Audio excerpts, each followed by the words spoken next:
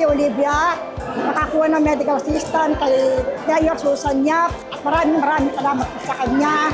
Ito po ang malaking tulong para po sa gamot ng aking kapatid na si Priscilla Matias. Maraming salamat po kay Mayor Susan Yap.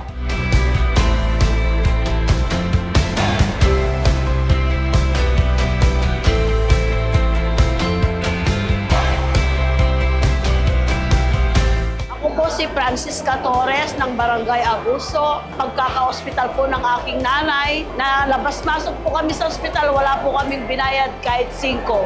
Maraming po salamat kay Mayora Susan Yap.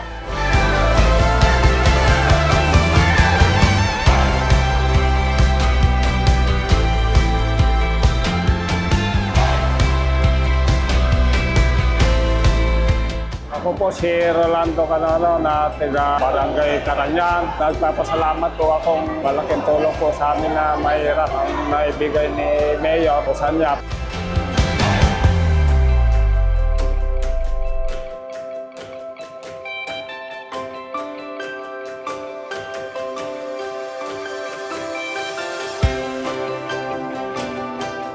Ito lang po ang hangad ni Mayor Susan Yap. Makita ang ating lalawigan, isang tahimik, maunlad, mapayapa at masagana.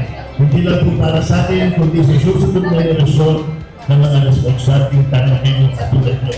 So, mabuhay po kayo lahat, mabuhay ang Tarlac.